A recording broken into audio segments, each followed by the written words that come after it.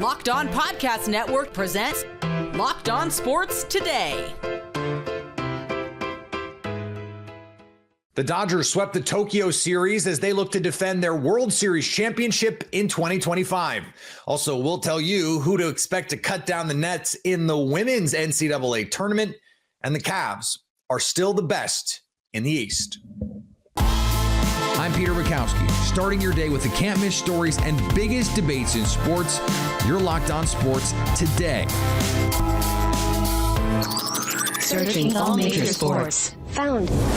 Let's start with the biggest story. The LA Dodgers picked up where they left off. We last saw them winning a World Series. They go to Tokyo with Shohei Ohtani, of course, and they sweep the Tokyo series 2-0 against the Chicago Cubs. Jeff Snyder from Locked On Dodgers joins me now. And Jeff, why couldn't they score any runs against the Japanese team? I think they were just saving them for the games that matter. We preach all spring that don't worry about results until the games matter. And once the games matter, the runs showed up enough. They sure did. Thanks to Shohei Ohtani. Pretty cool moment. In these two games, he hits the home run in the second game. The great moment with the fan. Is this just like the perfect way to open the season with Shohei in Japan, reminding everyone, oh yeah, that's right, I'm the biggest star in the world in this sport? Yeah, it was pretty good. I think it would have been slightly more perfect if the home run had been, a little more over the fence, a little less controversial. Yeah. But, sure. Just because this gives conspiracy theorists things to be dumb about. All in all, yeah. I mean, they usually find a way anyway, Jeff. They do. Some people aren't totally rational when it comes to talking about the Dodgers, believe it or not. I'm shocked. But, Shohei had a great series and really was the team leader, especially with Mookie Betts and Freddie Freeman both out. You've only got one of your MV3. Lots of teams have one MVP. Shohei Ohtani reminded him, but lots of teams don't have Shohei Ohtani, and I'm something special. We were talking before we came on about your schedule and the fact that they played so long into the season. Of course, you can't play any longer than being in the World Series, and you can't start any sooner than they did. Do you think we're going to see them manage this season any differently because their schedule? I mean, I know it's a long schedule anyway, but there's a lot of wear and tear, a lot of miles on the core of this team over the last few years. Yeah, I don't know that it will be specifically because of the schedule, but I do think we're going to see the Dodgers I think it'll be because of the fact that they had to throw 4 bullpen games in the postseason last year. I think their goal in the offseason was to get Blake Snell and Roki Sasaki and, getting Dustin May and Tony Gonsolin and everybody back so that basically they want so much starting pitching that even with injuries and you need a month off and all those things during the season, that by the time October rolls around, their goal is to have at least 4 really good starters, ideally have 6 or 7 really good starters and have to make some hard decisions. So I do think that's more the motivator than the way the schedule plays out, because even though I think a lot of players would tell you the accelerated spring training where you're only in spring training for a month before starting the season is preferable for a lot of guys. And Sure. The Dodgers did leave a couple guys back in Arizona instead of taking them to Japan, guys who do need to get more ready or whatever. But I think all in all, they now get a week off before they play the next meaningful games. And so it's still the same number of games. I don't know that the schedule will mess with them that much, but I do think we're going to see a much differently managed Dodgers team, not on-field management, but personnel management over the course of this season in their attempts to make sure they are healthy in October. Bill Belichick always believed it was necessary to sustain winning, to turn over your roster a certain amount, that you needed to inject some new life, some new energy to change the dynamic every year. So you always had a group of hungry players. If the Dodgers are able to go back to back, what is the addition, the change that you will be able to point to and say this was the key difference that elevated them? Because it is harder to go back to back than it is to win that first one. Absolutely. I think the answer is probably Blake Snell. Blake Snell has lost a World Series to the Dodgers. He's played on 2 division rivals against the Dodgers, and he's seen up close and personal a lot over the last 5 years what the Dodgers do. And I think that he is very, very hungry to win a World Series title. He's also one of the best pitchers in baseball. He was the best starting pitcher on the market this offseason, and the Dodgers went and got him, especially when you factor in the fact that he didn't have a qualifying offer and the other guys did. So, I mean, it was he was the best guy available. Dodgers went and got him, and he really, really wants to win that first World Series title. And the Dodgers, like, even though they won the World Series last year, like I said, it was in spite of their starting pitching, not because of their starting pitching for the most part. And Blake Snell really gives them a possibility to win a World Series because of their starting pitching, along with obviously Tyler Glasnow, Shohei Ohtani, Roki Sasaki, Yoshinobu Yamamoto, Clayton Kershaw, eventually Dustin May, Tony Gonsolin. All these starting pitchers, they have a lot of depth, and it's not just depth, it's really good depth. And so, but Blake Snell is an anchor for that. We're going to see him starting the domestic home opener. And he is a kind of guy who is hungry and anxious and excited to be a part of a winner. And I think if I had to guess who will look back at who was the changing, the key element that they added, it's got to be him. Stay up to date on all things Dodgers by subscribing to Locked On Sports Today. And of course, Locked On Dodgers on YouTube or wherever you get podcasts. Your Locked On Sports Today. Coming up, we'll give you who will win the women's NCAA tournament. Before we do that, the Lions want some rule changes in the NFL. Scaling your business requires the right expertise at the right time. With Upwork, you can find specialized freelancers in marketing, development, design, and more. Experts ready to help you take your business to the next level. Upwork gives businesses flexibility by connecting them with top freelance talent across multiple industries, including IT, AI, web development, and marketing. Whether you need extra hands for a project or a long-term partner, Upwork makes hiring simple and affordable. Posting a job is free and simple, and within a day, you will have multiple qualified candidates to choose from. And you can create cost-effective growth for your company. Instead of hiring full-time, Upwork helps you find affordable, top-tier freelancers to scale your business efficiently. Visit Upwork.com right now and post your job for free. That's Upwork.com, UPWORK.com to connect with top talent and grow your business today. Lions want the playoff seeding reimagined in the NFL. And I have to say, I agree. The Lions' proposal is that automatic bids for division winner, there are still going to be automatic bids for division winners, but the order of seeding is completely determined by record. So winning the division no longer automatically means that you'll host a playoff game. So the Vikings, under the Lions' rules that the Lions want for this year, if that happens again, the Vikings would host, was it Tampa Bay last year? The Vikings would have hosted Tampa rather than having to play in Tampa. Was it Minnesota, Tampa Bay? Or no, it was Minnesota and the Rams. The Rams were 4. The Vikings were 5. The Vikings had to go to the Rams and all hell broke loose. They lost, played poorly, etc. All right. So the Lions would like to see wild card teams getting a higher seed than the division winners, despite the record. The thing that I appreciate most about that is the Lions want the playoff seeding changed in a year where they won the division with 15 games. The Vikings would benefit from a potential rule change as a 14-win team in their own division. The Packers also would have benefited from a rule change as an 11-win team in their division. This potentially hurts, theoretically, the Lions, and they did it anyway. Pretty cool for them. In the association, the Pistons are rolling after a close win in Miami. Kay Cunningham with the game winner on ESPN against the Miami Heat on national television. On national television. You hear me? On national television. Let's go, bro. Let's go. Triple-double. They get this game flexed to ESPN. Shaq, let me ask you something, bro. Is that boring? Are the Pistons boring? They only lead the league in dunks. They have the most fast break points in the league. But yeah, I guess that was all boring still. Was that boring for you? Was that boring? Was that game winner from Cade? Was that boring? Getting flexed to ESPN? Playing a fun game, an exciting game, playing fast, having a franchise player on the rise, hit a game winner over a fantastic defender in Bam Adebayo? Was all of that, was that boring too? Was that boring? With the triple-double? Was that boring too? Was Asar Thompson driving the lane, finishing over guys? Is that boring? JD out muscling, Bam Adebayo on the glass, dunking over him. Was that boring? Was all of that boring? Pistons ain't boring. This is a good, fun team.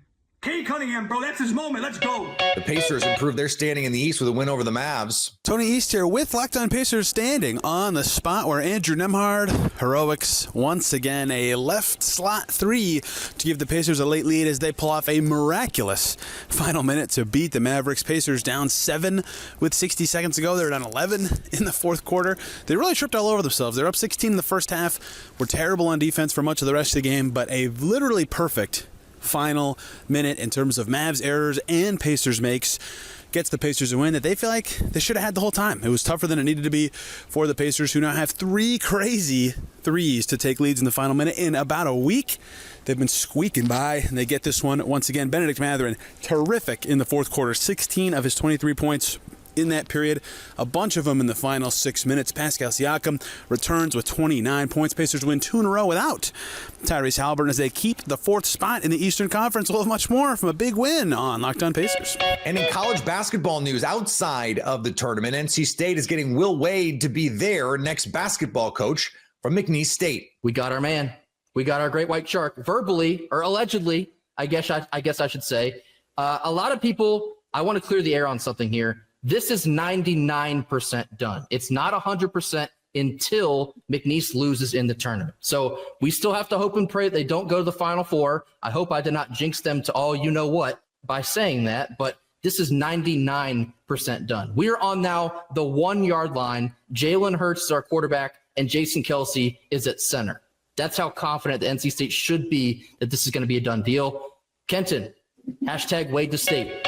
So who will cut down the nets on the women's side of the NCAA tournament? Our experts weighed in. All right, well, we got to get on to Spokane region, or Spokane for the region. So Tanistra, can you set the stage for us over there? Yeah, going back to Spokane, it's UNC Greensboro that has to stare down the barrel when they face off against USC. Then we have 5-seed K-State versus 12-seed Fairfield, number 4 Kentucky versus number 13 Liberty, and it's Iowa, Murray State, Oklahoma, Florida, Gulf Coast, that is, Oklahoma State, South Dakota State, and UConn, Arkansas State. But best game of the round, check out number 8 California versus number 9 Mississippi State. Now, Cal lost to Notre Dame in the ACC tournament semifinal, but the Bears will look to bounce back, hopefully, against Mississippi State. You guys know these 8-9 games are always the toss-ups, and this one is probably going to be no different.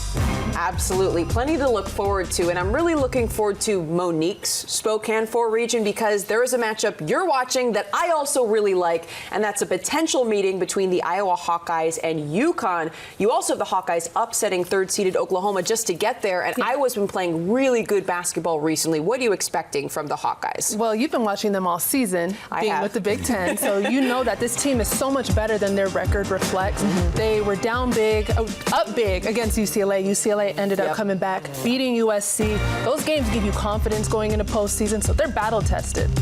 Absolutely, and the Hawkeyes won 4 straight before falling to Ohio State in the Big Ten tournament in a one-possession game. They definitely have some positive momentum, and to your point about the record, a lot of those were 1-2 possession games when they had that losing streak back in January. Jordan, really quickly, I know that you want to talk a lot about USC, Kentucky, but also UConn. Where do they stand? Yeah, well, UConn, I mean, that is our favorite number 2 seed. I think it's everyone's favorite number 2 seed. But I want to talk about Kentucky and USC specifically because this is a matchup I have circled. It's going to be so fun. Georgia Amore is so creative on how she gets shots. But specifically, the defense assignment for Kennedy Smith, because that's going to be her job to try to lock her down. How is she still going to get open, get ball screens, and set screens to get those threes off? I'm so excited to see how that happens. Balanced offense, improved defense, strong leadership under a new head coach in Kenny Brooks. Seems like a recipe for success in the big dance for the Kentucky Wildcats. Howard, who do you have your eye on in Spokane 4 region? Well, I have my eye on the Fairfield Stags, the number 12 seed that I think is going to win. Let's get some of the outright. sleepers going. Yeah, Carly Thibault-Dodonis has done an incredible job there. That team is so strong. Megan Anderson, two-time MAC Player of the Year. Unbelievably impressive offense, but also do not sleep on their defense. They are 8th in the country in defensive points per possession. Fairfield just a true two-way team. They are underseeded at 12. But ultimately, what do I have my eye on? USC versus UConn. And somebody named Gino Auriemma said that the hardest game to win in the NCAA tournament, he would know, he's won 11 championships, is the regional final. I think that is going to be a classic. I think ultimately we see chalk there to the Elite Eight, and that will be one for the ages. Jordan, I know you're a big fan of Kentucky, but it would be a pretty big accomplishment to knock off a USC team with Juju Watkins and Kiki Iriafin, the 1-2 punch in the backcourt and front court. What would the Wildcats need to do to pull that off? I think it's the balanced attack because we know what Georgia Amore is going to bring, right? But when they're big step up and they are a present inside, especially having that assignment against Kiki Iriafin, that is going to be a tough job. Don't sign me up for that. I don't want to guard Kiki. But if they do their job and they do it well, then they can possibly get that upset. You think they pull it off, Monique? That's a tough one. I don't know if I want to say anything about that on air, so I'll just be quiet. There we go. That's spoken like a smart woman. Check out the bracket breakdown on Amazon Fire TV channels and stay up to date all year on women's basketball by subscribing to Locked On Sports Today and Locked On Women's Basketball on your favorite podcast app and on YouTube. Coming up, the Cavs are still the top team in the Eastern Conference, even with a few slip-ups. Ever check your bank account and wonder, where did all my money go? Between dining out, online shopping, and entertainment, it's easy to lose track. That's where Monarch Money comes in, your personal CFO, giving you full visibility and control over your finances. Monarch Money isn't just a budgeting app. It's a complete financial command center. You can track all your accounts, investments, and spending in one place so you stop just managing your money and start building wealth. Sounds like something we could all do a little bit better. Instead of juggling multiple apps, you can use Monarch to check your finances, track spending, and even plan long-term goals. Managing money with your partner is smoother than ever. You can track shared and personal accounts, set goals, and stay on the same page without the stress. Take control of your finances with Monarch Money. Use code LOCKEDONNFL at monarchmoney.com for 50% off your first year. That's monarchmoney.com, code LOCKEDONNFL for half off your first year. The Cavs have struggled so far in the month of March. Is this a sign of things to come? Hayes and Matt Moore discussed with Doug Branson on a recent Locked On NBA the idea that the Cavs are still the class of the East. What am I going to say, Doug? What am I going to say? It needs more Wade? No. Oh, okay. Sorry. That's what you always say when we talk about the Cavaliers. It's March. Thank you, Hayes. Last year, the Boston Celtics lost twice to the Atlanta Hawks. They lost twice in the span of a week to the Atlanta Hawks. Didn't seem to bug them much once April came around. Beware the Ides of March. The Cavs are going through its West Coast road trip. I'm not overly concerned. Is there a possibility of them sliding a little bit? For sure. But I still think that their best punch is going to be better than this. This is probably more impressive for the Clippers than I think for the Cavs. I don't know that it's like a fuel or any sort of stuff like that because just like they've managed their minutes pretty well. I do think though that this is one of the this is just one of the problems with the regular season. How do you play as well as the Cavs have played for 6 months? They've played this well for 5 months. You want to know what the coolest things is? I wrote them off in January because I was like, oh, they peaked and now they're going to start sliding. Nope. They got better. They were way better from the end of January through this week. And now this is just what happens. It's hard to play at that level for 6 months of regular season basketball. But playoffs, I'm not as concerned, Hayes. Yeah, I'm not concerned about it either. Here's the thing. I actually have a different perspective. Let me flip this real quick. It actually maybe just a little bit, makes me more hopeful for their championship run because they're not trying to fight and scratch for every regular season win, which is going to leave them a lot more energy. Every time we see this team fight for a record or try to get the most wins where they already have most things locked up, it ends up ending in disappointment. So I'm actually happy that they're just going through March. They're going to be able to turn it back on in April. They'll be perfectly fine by the playoffs. The Cavs are the favorites right now in the East. They've been the best team all year. And it's not like they don't have playoff experience. Donovan Mitchell is a proven playoff performer. We've seen this team have its issues, to be sure, but they've gone to a different level this year. All that being said, how can you pick against the Boston Celtics? We've seen them in this matchup take it personally. They don't have to be locked in like the Cavs every game, every week in the same way they're the defending champions.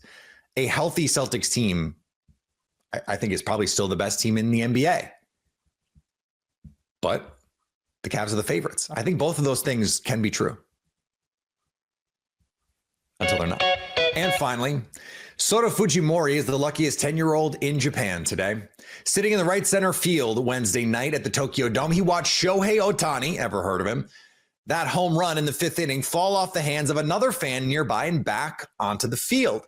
The play was controversial as some believed the ball was short of the wall and not a home run, but umpires confirmed it was, in fact, a dinger on replay. Cubs center fielder Pete Crow Armstrong retrieved the dropped ball and sort of haphazardly tossed it into the stands, creating a free-for-all, as you might imagine. Fujimori emerged from that free-for-all victorious with the ball. I was really surprised. He said, "I couldn't believe it. I'm going to keep it as a family treasure." Baseball just hits differently in Japan. If you're catching this episode after hearing your favorite Locked On show, make sure to subscribe to Locked On Sports Today on YouTube or wherever you get your podcasts so you never miss an episode. Also, if you're a new subscriber to Locked On Sports Today, we're here for you with the biggest stories in sports every day. Coming up, who will be the big winner of day one of the real NCAA tournament, the official NCAA tournament? So at least until tomorrow, stay locked on sports today. Locked On Podcast Network presents Locked On Sports Today. Go to our video on demand. Click on sports at the top of your screen. There, you'll find past episodes of Locked On Sports Today, plus other Locked On shows on demand.